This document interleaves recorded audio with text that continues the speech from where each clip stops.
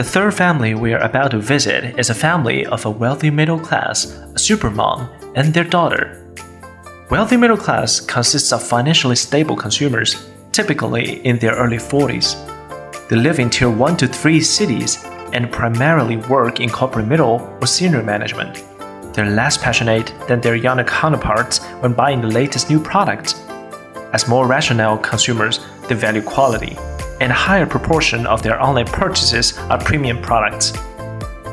Supermoms are women who are pregnant or have children under the age of 12. They live in Tier 1 to 3 cities and are concerned about raising healthy families. They are the main shoppers for their families and are willing to pay a premium for convenience. Among all groups, they have the strongest spending power. The family we are about to meet live in Biyun community, a very famous international community with world-class education resource. Dad Stephen is a design director in cultural and creative industry. Mom Ying is a housewife taking care of the whole family. Their daughter Lele is 8 years old now. Encouraged by her daddy, he recently brought back her first puppy, Yuanbao.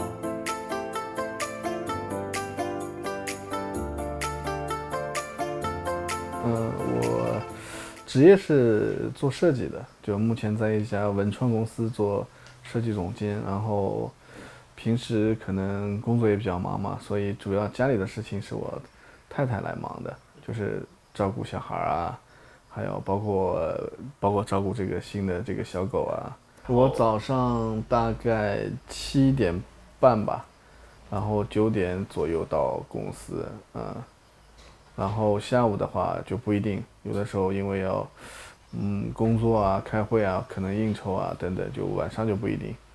就通常的话，没有什么事儿，就可能就7点左右会到家。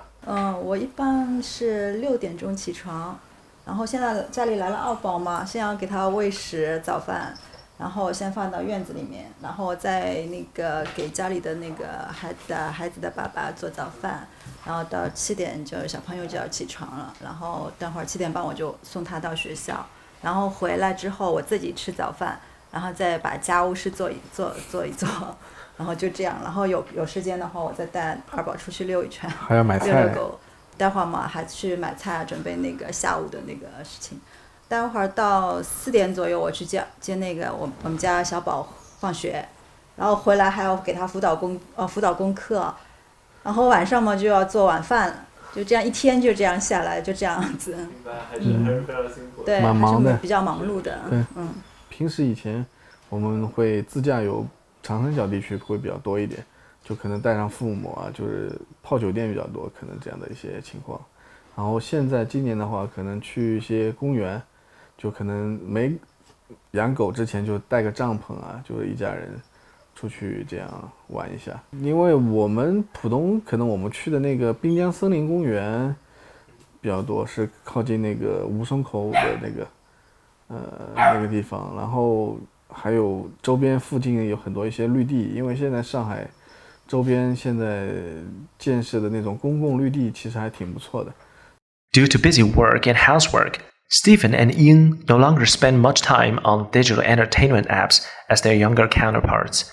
Stephen do browse TikTok to relax sometimes, and Ying watches TV series on her phone when doing housework. In this family, Stephen and Ying has very clear scope of shopping. Ying is in charge of daily necessities for the family, their daughter's education and clothing. Stephen is in charge of expensive goods including furniture, electronic appliances, and he is in charge of purchasing pet goods. They don't go to shopping malls. Instead, they do shopping online.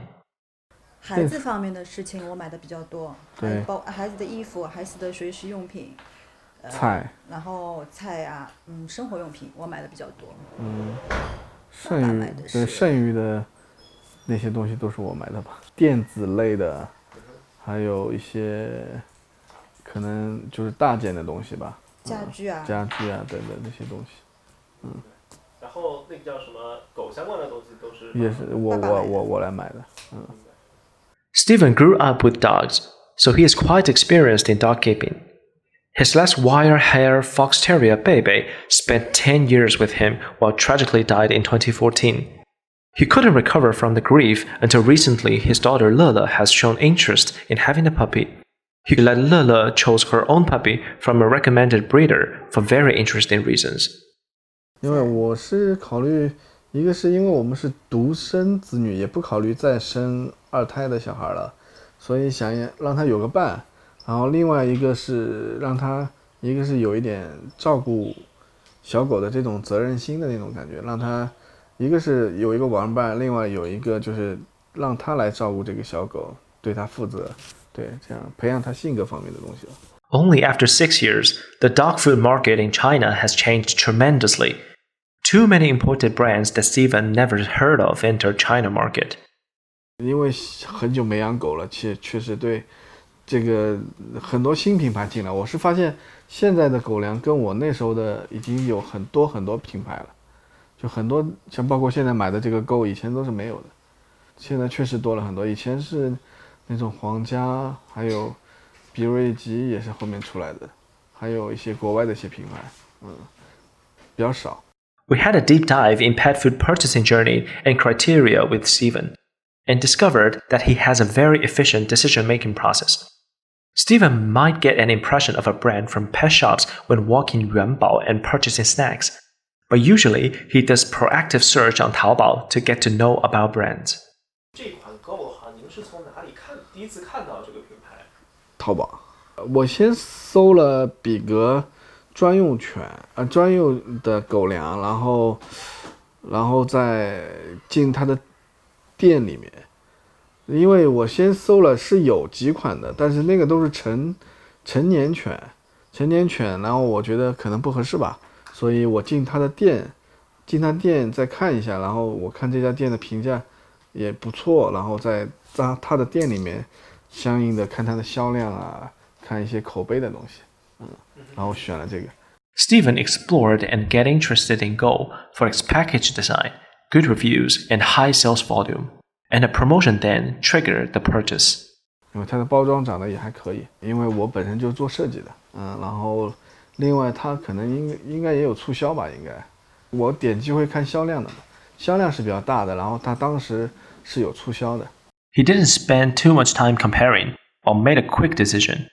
For Steven, price is a good tool to help make decision. He doesn't shoot for luxury products, but intentionally find products at the mid to high and reasonable price. 那目前来说，我觉得价格是一个蛮好的一个工具吧。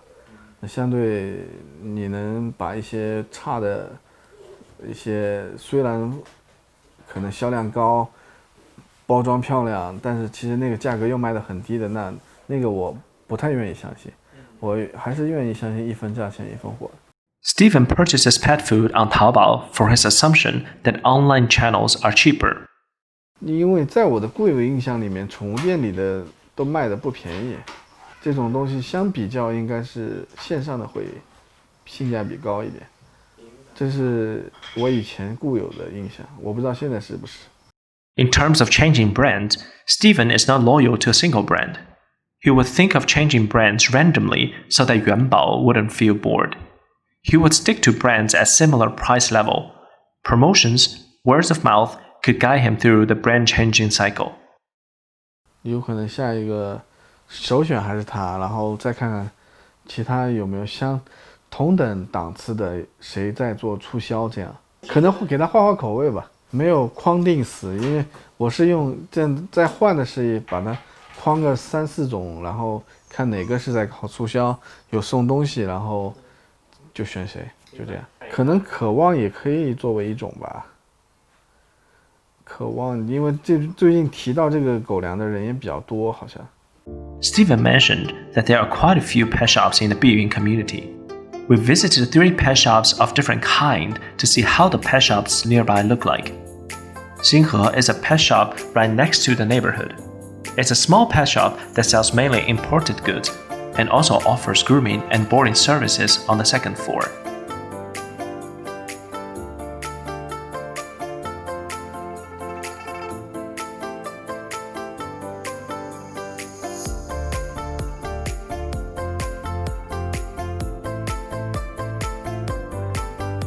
Pet Zoo is a huge pet shop located next to a supermarket.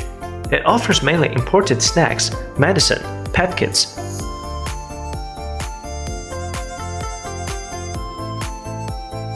But interestingly, only a few brands of pet foods. The cashier told us that they are exploring more brands and also offer vet service. PetZoo offers grooming and boarding services as well at a rather premium price point.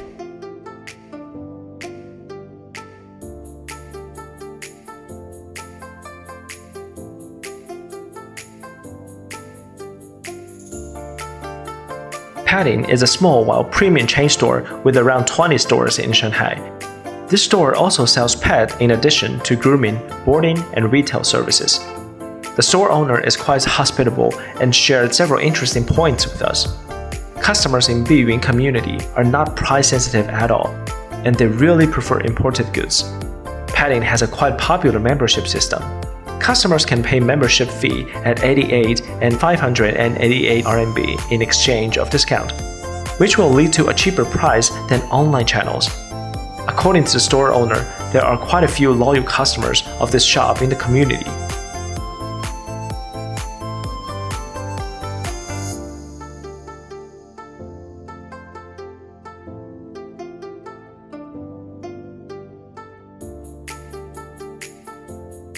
Steven's family has shown us very rational ways of living and shopping habits. They are less price sensitive and value driven. As long as our products demonstrate well our high standard in quality, they will be convinced and pay for premium. Now that we have seen several types of consumer in Tier 1 city, all of them are quite likely to become our early adopters and early majorities. In our next episode, let's go to a Tier 3 city to see if a small town youth could also get interested in our brand.